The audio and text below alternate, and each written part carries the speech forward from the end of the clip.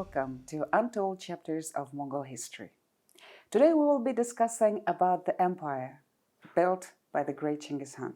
Dr. Otkunbayar, these days many countries claim Chinggis Khan to be their Khan. Well, their Khan is understandable. Of the great empire, Khan is Khan of all of those parts who were within the Mongol Empire. But many claim that Chinggis Khan was of their origin. For instance, Chinggis Khan was Kazakh, or Chinggis Khan was Chinese. What is meant behind these stories or these claims?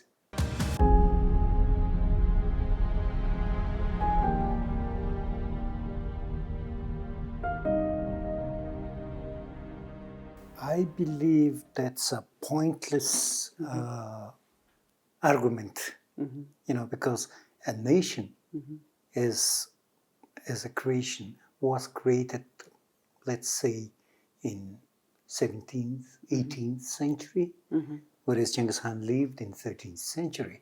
So, for example, today we do not discuss such thing like Sir Isaac Newton. Was he Australian or American, etc.?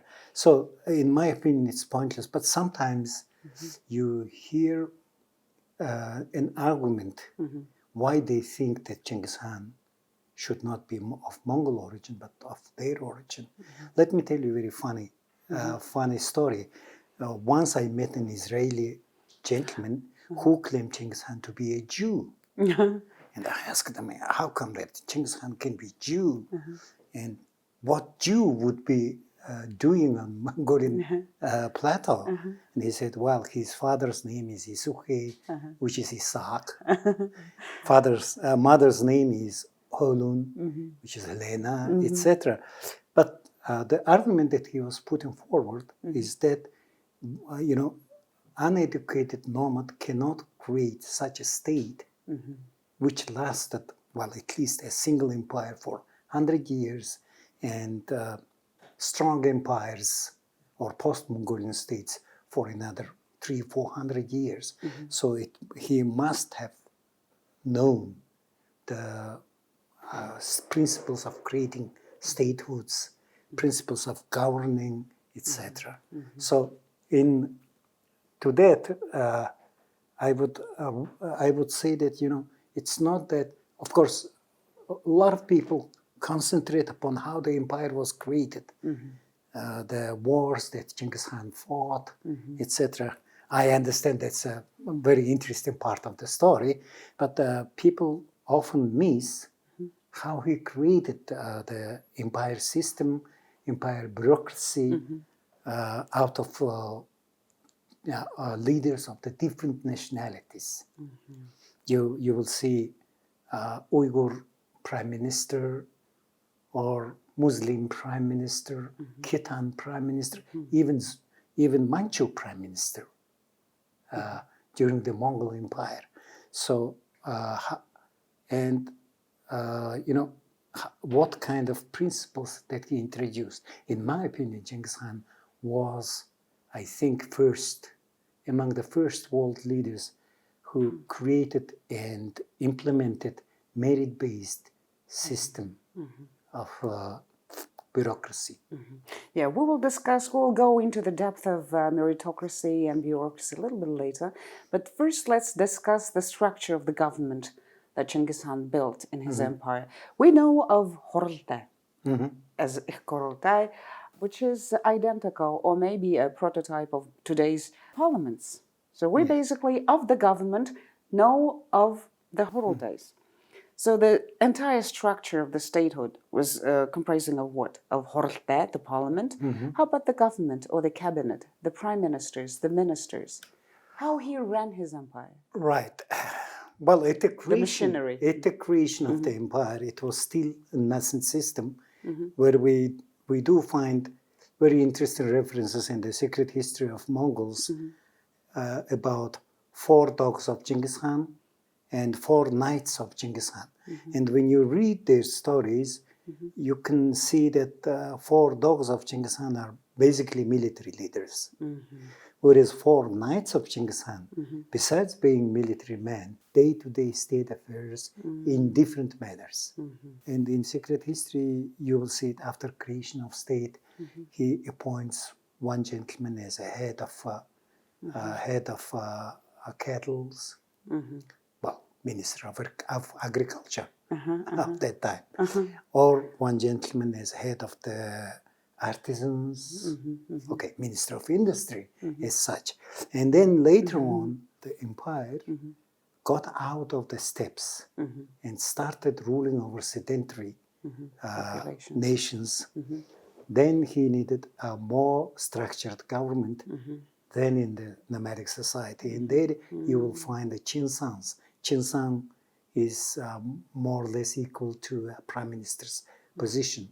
And of course, you will find the Mongol Chinsan, you will find the Uyghur Chinsan, you will find Muslim Chinsan, etc. It's a very interesting story of Mongol bureaucracy, or I would say Mongol international bureaucracy of that period. And of course, the government of that time was not similar to the government that we are used now, but you will see that each and every time ministries were created to deal with the certain problems that was arising. Right. And also, reading your articles, your historiographic articles, I found a term you refer to as Mongol International. Yes, it's a very, very rare phenomena in the world history. This is your coinage, Mongol International. Yes. What does that mean, Mongol International? Well, you see, in history of the world, all the empires, if you come to the ruling elite of the empire, that usually consists from the nationalities of the governing nation of the empire. Maybe small exception would be a Roman Empire. Because in the Roman Empire, if you become a Roman citizen, whether you are Spanish or whether you are, I don't know, Gaul or British, it didn't matter. But still, the ruling elite was actually dominated by a Roman elite of Italian descent, let's say.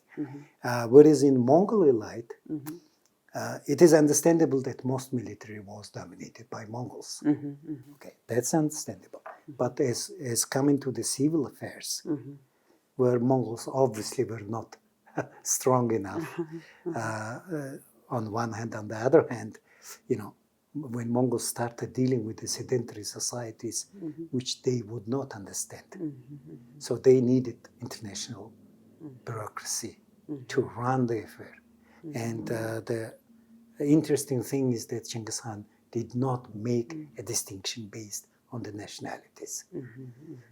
When you come to Inner Mongolia, in China, Inner Mongolia, in Ordos city, you will see very interesting monument, Genghis Khan and his wise ministers. And you will see that among the wise ministers, always Chinese, always Muslim, always Uyghur, etc. So this shows how the empire day-to-day civil affairs have been run. But that's also very interesting and strange. Within the same government, you find people of different origins, ethnic origins, Uyghurs, Chinese, how they ensured the smooth operation of the government machinery. Because now we're talking about governing the country. Once, you know, unmounted from the horse, from the back of the horse, now you have to run the country, you have to run the empire, and all of these different nationalities, of course, including Mongol generals, Mongol dignitaries. How is harmony ensured? Well, you see, if you come to see to the period when empire was already established and the Mongol operations were in the borderlands of the empire, military operations were limited to the borderland of the empire.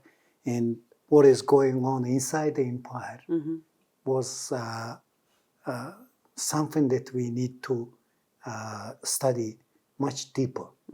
I can see, for example, in Chagatai Khanate, that is very interesting part. Chagatai Khanate consisted of two basically from two parts. One part is Mawar is sedentary cities with rich sedentary cities, trading cities such as Samarkand, Bukhara, etc.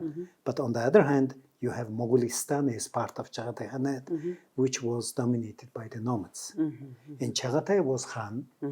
He was ruling both parts of his state, but sedentary part of the state was ruled by civil administrator Mahmoud Yalbach, who knew how to collect taxes, who knew how to introduce this system of administration and rule. And Chagatai was basically receiving his taxes. He was not getting involved with the day-to-day matters of these cities. So Mahmoud Yalbach was like prime minister? Yes, he was like a prime minister. And sometimes he would act in the interest of the cities rather in the interest of the Khan. For example, there is a famous revolt of Mahmud Tarabi in Bukhara of that period. And Mahmoud Yalbach, he sent his son together with the army to end this revolt before the arrival of Mongols. Because he knew what will happen if the Mongols arrive. So on one hand, he acted like, I don't know, a traitor for his nation, because he's killing his own countrymen. But by doing so, he's saving most of the countrymen. That's an interesting part of the story. And also the creation of this international bureaucracy allowed exchange of knowledge between the different parts of the world. For example, Mahmoud Yalbach was appointed as governor of northern China for some time, where he introduced Central Asian taxation system in China.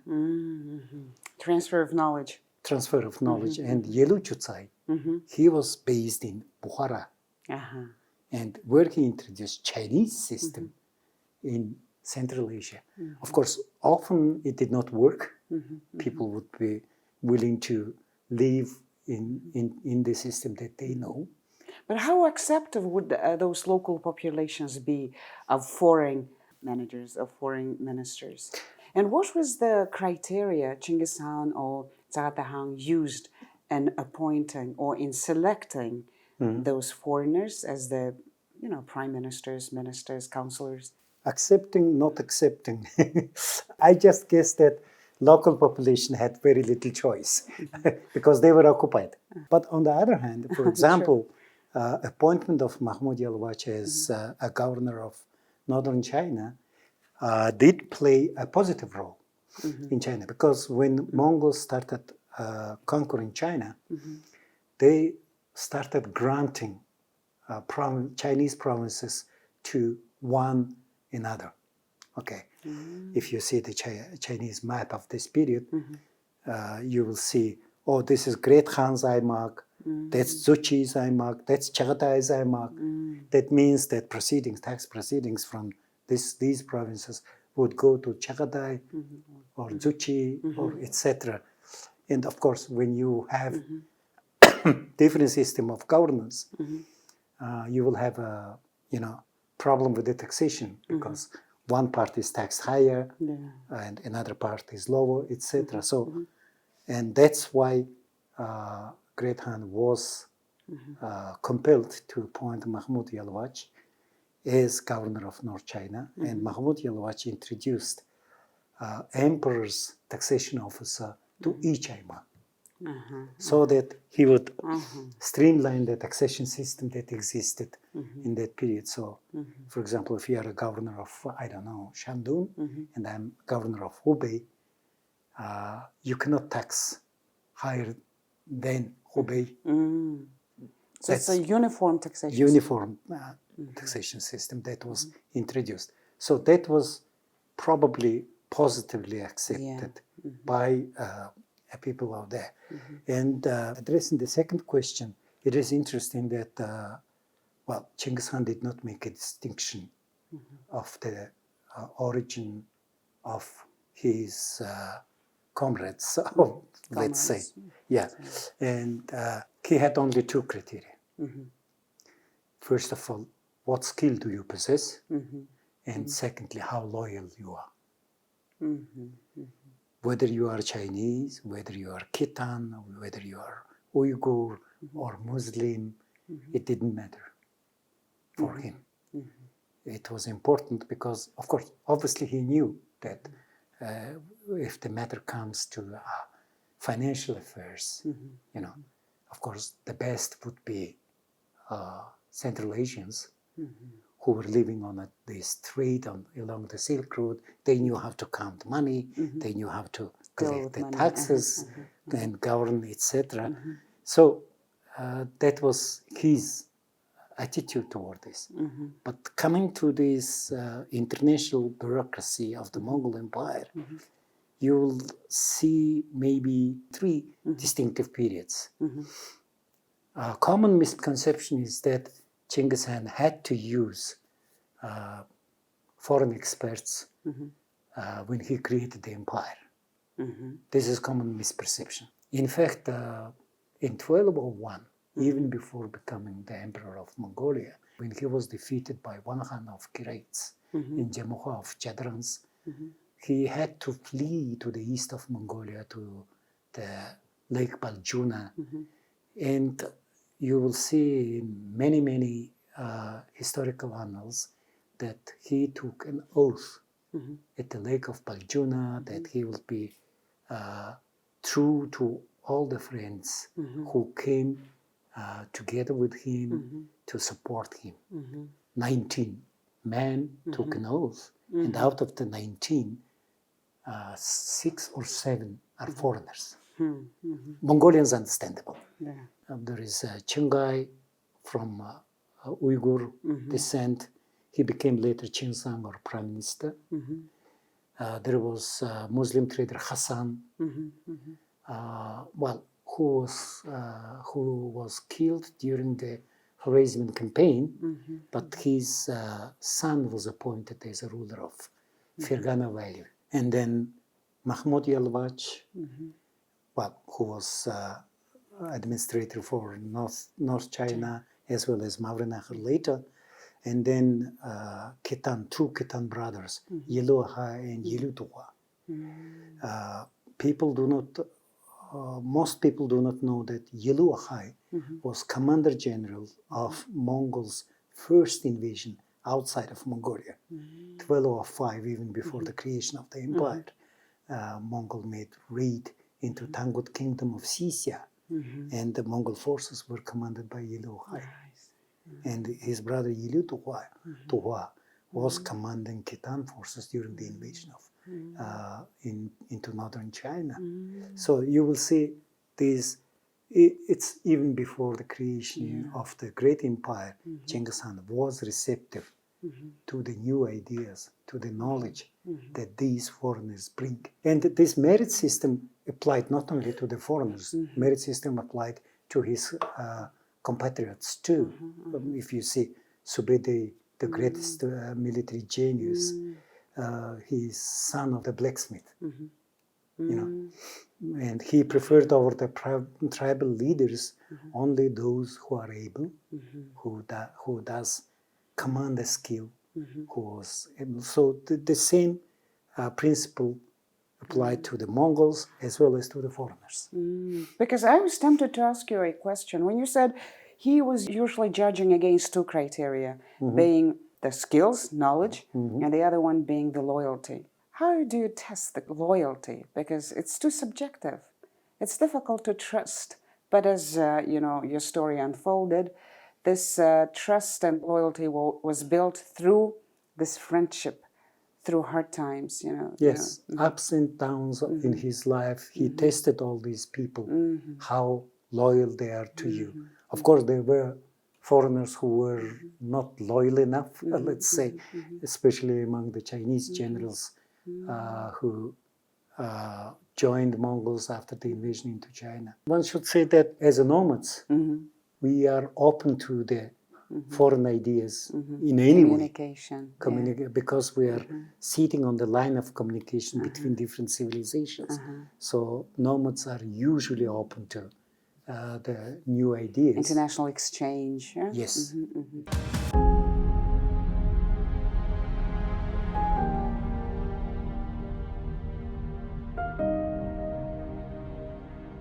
Again, going back to your term, as you coined, Mongol International. If you oppose it to, for instance, Comintern, Communist International, and Mongol International, fundamentally they're different. Under Communist International, Mongols were imposed. I mean, foreigners came as imposed force to help Mongols govern the newly formed socialist state. Whereas, well, you see, you are looking from Mongol end of the story. When we are coming to Comintern. Yeah. Comintern is an international organization of international revolutionaries or communists who believed, well, at least most of them, sincerely believed that they can create a better society. Well, that's a different story what has been created later on. But initial leaders, they really believed that they can create just a new society. And in Comintern you will see, well, all sorts of people from different countries.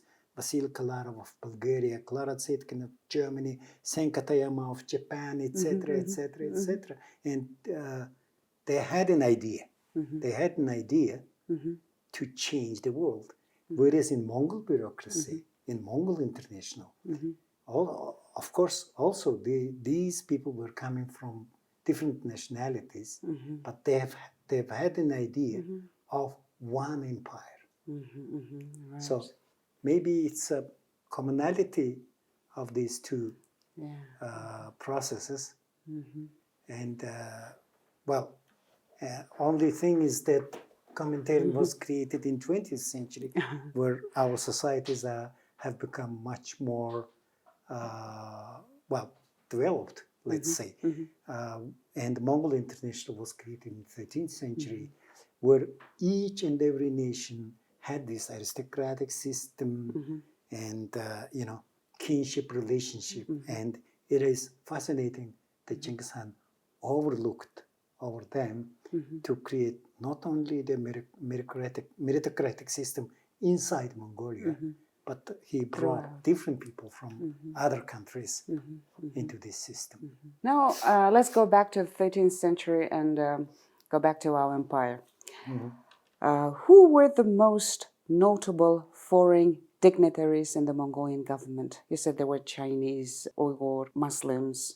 Who were the most notable ones? I think we're still continuing our talk on the legacies of Genghis Khan's empire. Legacies now in the government building, in state building, and in state bureaucracy. Yes, well, one must say that there were also bureaucrats of Mongol descent. There were very few of them, but there were. There were. For example, Shikhihutuk. He is the first chief judge. Well, let's say chief judge of Mongolia, or Bujir from Urut tribe. It is Bujir was a military commander. Obviously, got educated later, and he became also deputy chief judge of the Mongol Empire, etc. But there were very few of them. And then from the rest of the people, I would divide foreigners into two groups. Okay, one is the bureaucrats of nomadic descent. Okay, Uyghurs, Khitans, these were nomads, but by the time of Genghis Khan, they already lived in sedentary societies, and they were brought into the imperial service at the beginning as someone who would understand both nomadic and sedentary life. To which I would say Chengai, who became a Chinsan or prime minister later, he is an Uyghur trader, very rich Uyghur trader, and I'm sure that he was partly maybe responsible for Uyghurs voluntary joining the Mongol Empire. As a trader, he saw the benefits of supporting Mongol Empire, because then your trade will flourish. So Uyghur ruler who joined first foreign nation voluntarily joining Mongols were Uyghurs. So you will see a lot of Uyghur bureaucrats inside the Mongol Empire. And very interesting thing, even in 15th century Russia, they were Uyghur bureaucrats serving Golden Horde. And in Russia today, they write their books written in Uyghur script. So that's the first. And secondly, of course, Khitan. And from Khitan, very distinctive figure is Yelu Chutsai. Yelu Chutsai, or in Mongolian, we call him as Chumirin, or Longbird. And Yelu Chutsai was descendant of Khitan ruling dynasty in 10th generation. And he was, of course, he joined Genghis Khan much later, I think 1215, when he was already fighting in North China. And Yelu Chutsai was brought to Genghis Khan, and Genghis Khan advocated him that, okay, we are fighting with Jurchens, who defeated your dynasty, Khitan dynasty. So in a way, we are taking revenge of your lost dynasty. And Yelu Chutsai, then he said to Genghis Khan that, well, I'm serving Jurchen dynasty for 2 generations already. So how I cannot be loyal to my emperor? And Genghis Khan liked his answer. He opposite. He served for Jurchens for 2 generations. So now he cannot disobey them. Yeah, that's what that was his answer, and Genghis Khan liked his answer. Genghis Khan liked his answer, and he made him a minister in his government. And Yelu Chutsai was instrumental in many of the achievements of Mongols. Of course, there are a lot of stories about Yelu Chutsai saving northern Chinese from the total slaughtering.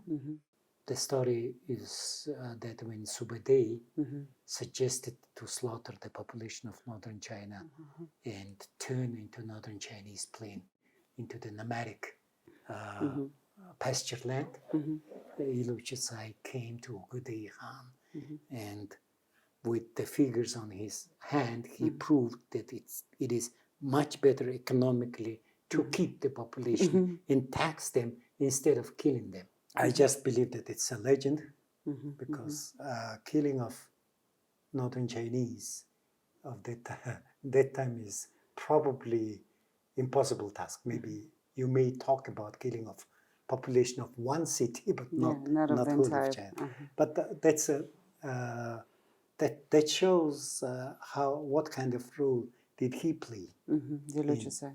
Yelu Chutsai, did he play in the life of Mongols and in the life of Mongol in creation of Mongol bureaucracy? When we come to the bureaucrats of Muslim descent, we can talk about Hassan, we can talk about Mahmud Yalwaj. And Mahmud Yalwaj was a very interesting figure. I mentioned earlier that he was ruling over China, and he created Chinese taxation system. He introduced unified taxation system in China, and his son Masud Bek was ruling in Central Asia, and he was accompanying Batu in his conquest of Russia and Eastern Europe, and Russian taxation system was created by Masud Bek. And today, if you see Russian language, you will see a lot of words related with the finances of Arabic origin, like kazna, sunduk, chest, money chest, etc. It's because Russian taxation system was created by the Muslim bureaucrats of the Mongol Empire. By Imperial Mongolia. Marco Polo wrote that he was a governor in a Chinese province. Marco Polo wrote? Yes, he wrote in his book. Is this true? Well, it was not impossible because in Mongol system, if you are capable enough, you will become easily a governor of the province. Although I do tend to think that Marco Polo was not. Okay, the reason being Chinese are very scrupulously recording their rulers. So you don't see anybody by the name of Marco Polo. There is only one reference that during one of the revolt in one of the Chinese cities, and the organizers of revolt were tried, and there was somebody called POLO among the judges, who might be Marco Polo. Well, it's a Chinese transcription, who might be Marco Polo. But there was a very important Italian bureaucrat in Mongol Empire. His name is, well, Europeans write that his name is Isolde. He's of Pisa. In Mongolian chronicles, his name is recorded as Isa Kelemechi, Isa the translator. Kelemechi. Kelemechi. Yeah, Isa the translator.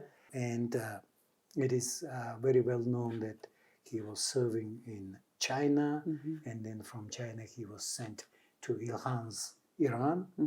Even from Ilkhan's Iran, he was sent as an ambassador to the Roman Pope. So you will find, and he was having,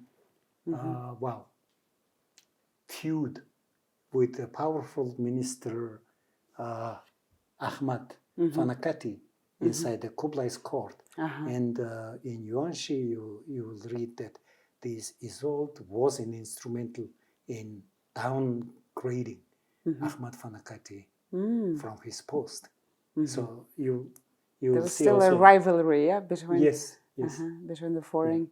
And also there were Chinese bureaucrats, obviously. In earlier period of the United Empire, Chinese bureaucrats usually would be co-opted to Central Asia and Central Asians to China. Why? Well, obviously because, if you get Chinese to rule China, you will soon find a revolt. Chinese to rule in Central Asia with the Mongol military force, you will be safe and secure from getting, revolt done. But there were a lot of Chinese generals, diplomats, traders who served Mongols in generations with loyalty. For example, Chinese general of Wanqi. He is of Chinese from Shandong province, born in 1186, and he went to the Chinese state exam twice, failed the state exam. After that, he joined the military, and at the time of Mongol invasion, he was in charge of the Cholo Pass in Hubei region of China, and he fought very well in that pass, but he was overpowered by Mongols, and the Mongol general, after capturing him, Mongol general wanted to spare his life. And he said, okay, you ask for your life and I will spare your life because you are a great soldier, you fought very well. And then when she said, no, I'm serving my emperor, I will not ask for my life. Which, again, the Mongol general liked very much. And he said, this is the man of the true loyalty.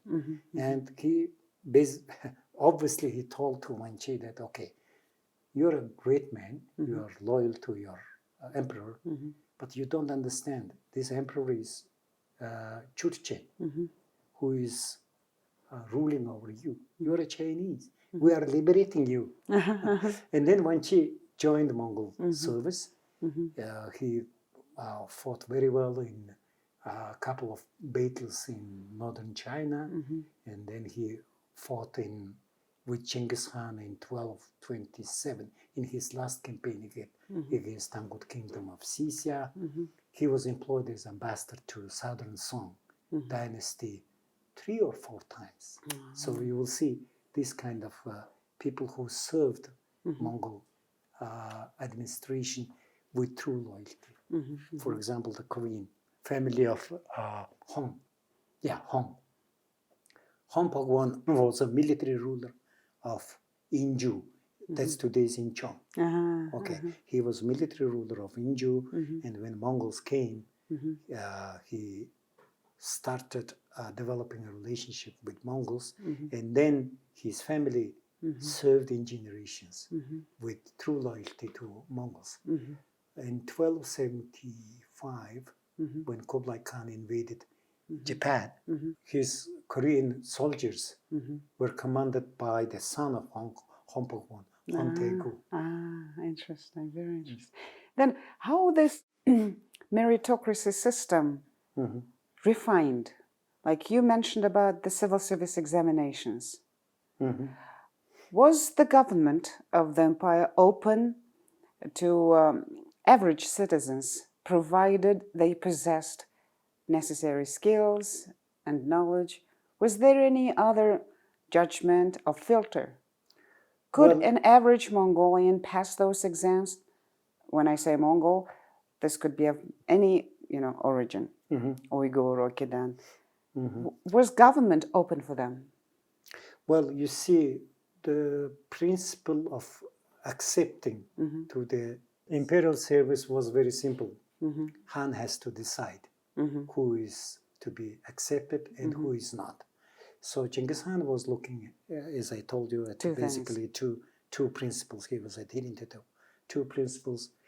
And after Genghis Khan, not often this worked well.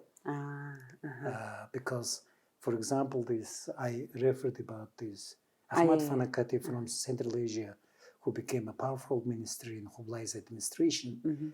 And he was favored by Kublai's favorite wife, Chabi. And he was powerful because of Chabi. So, and this shows that sometimes the selection system malfunctioned. And Abdurrahman was... Cronyism existed. Yes, yes. And nepotism. What else?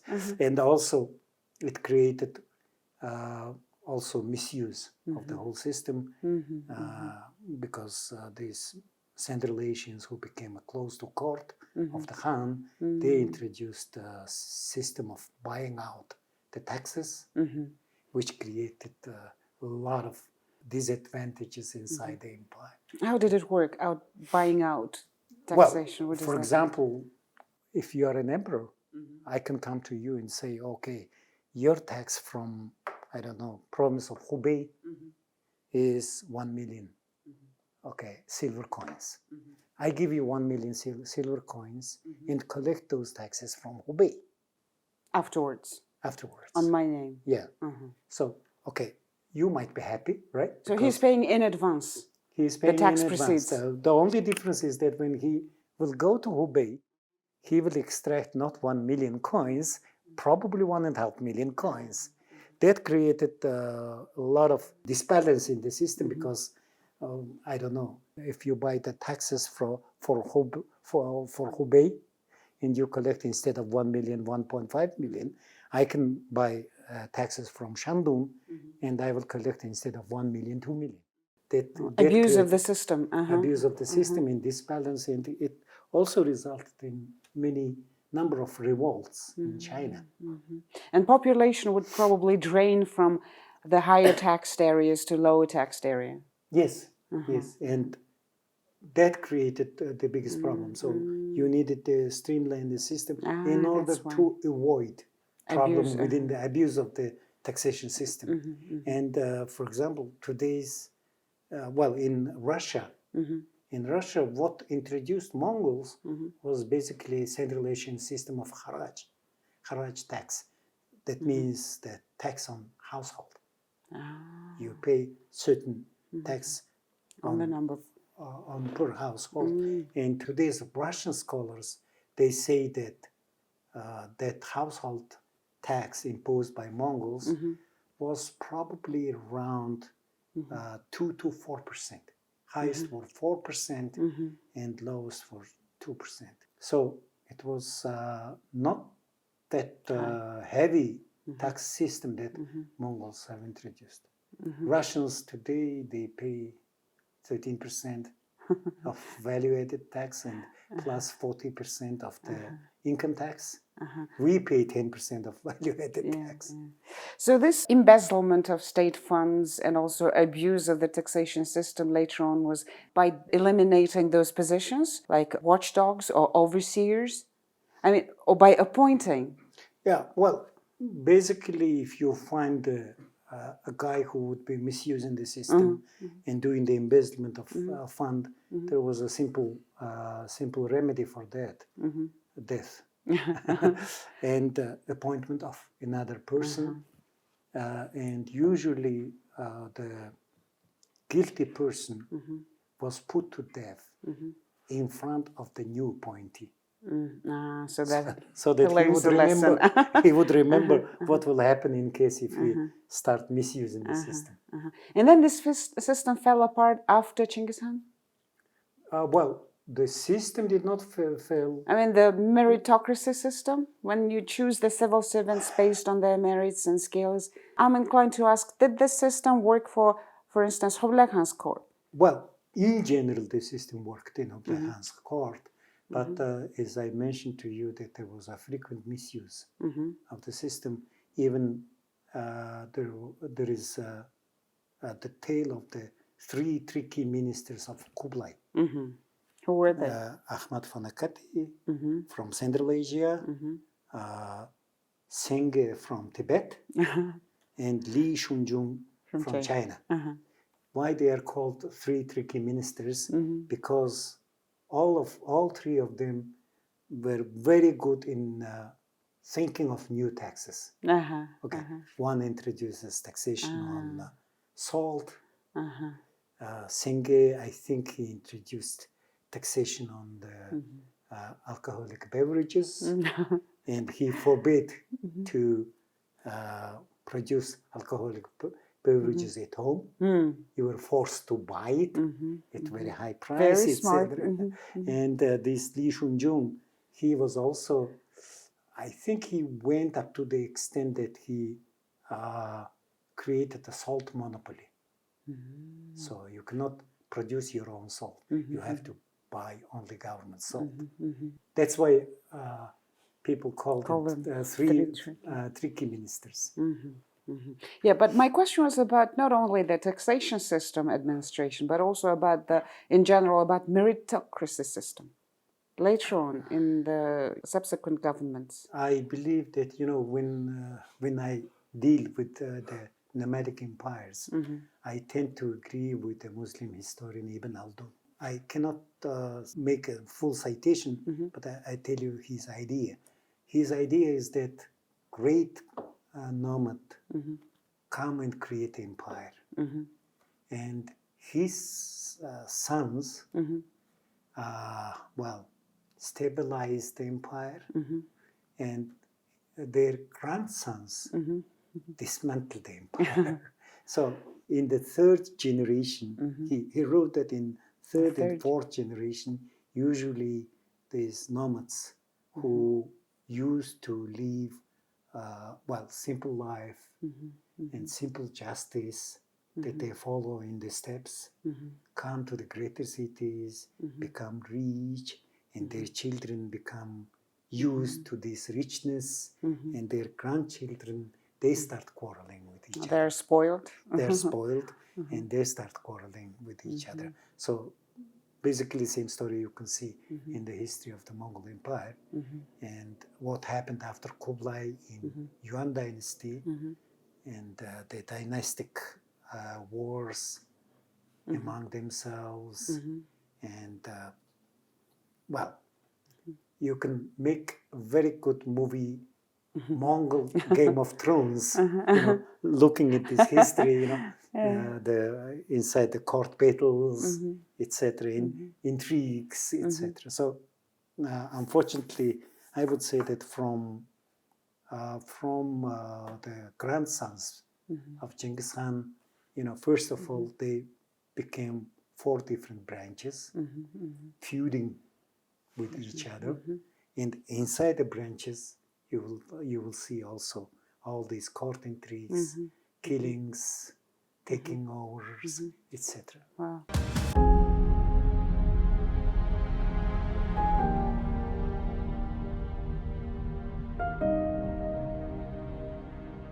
But still, it was a very progressive beginning, very progressive principle that meritocracy was given this high regard in the formation of the government.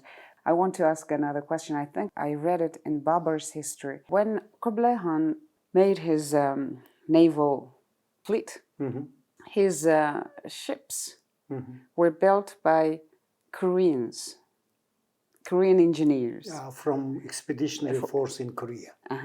In Korea and from Korea to Japan. And some say that those ships were not built well. Well, they were weak intentionally so that they wrecked. And Mongol's expedition to Japan was not successful. Was not to be successful. Is this an example of disloyalty? Whether it was intentional or unintentional, that's the question to discuss. And you will find a lot of arguments. I just believe that Kublai Khan ordered to build 900 ships in a short period of time. And if you don't obey Khan's order, well, then you will be put to death, right? Yes. So you had to cut out all the trees available in Korea in order to make the ship. And I believe that there is a very interesting research by Delgado over these ships, and one Japanese scholar, I forgot his name. And these two people, after researching the whole story, they said basically there were two problems. First of all, when you cut every tree, not every tree is suitable for ship. Okay. But because you have a plan of 900 ships, you had to cut all the trees. And that resulted in the quality of the ship, badly resulted. And secondly, the Korean ships were basically built for the river navigation. So when it comes to the sea navigation, the technology of the Korean ship did not fit well. I see. That's basically a reason why the Mongolian imperial fleet did not do well during this hurricane, typhoon in Hakata Bay. For Japan expedition. Of course, when you come to the sea typhoon with a ship for the river navigation, I think that's the end is quite visible. The unified empire ceased to exist by 1260. That bore its own influence over the meritocracy or bureaucracy, international bureaucracy inside the empire. When during the unified empire, you can see Khitan ruling in Central Asia, Central Asian ruling over Beijing, etc. So that was, first of all, exchange within the system, and secondly, it's also bringing of new knowledge from one place to another place. But with disintegration of the empire, of course, obviously you cannot get Khitan for Chagatai Ulus, right? So these Uluses are limited to their own elite, Muslim elite, in case of Chagatai, or Golden Horde, or Ilkhan's Persia. Whereas in China, you start allowing Chinese into the system. And I think during Kublai's reign, they already started the state exam system. So obviously, which ruled out any foreigner except Chinese coming to the state rule.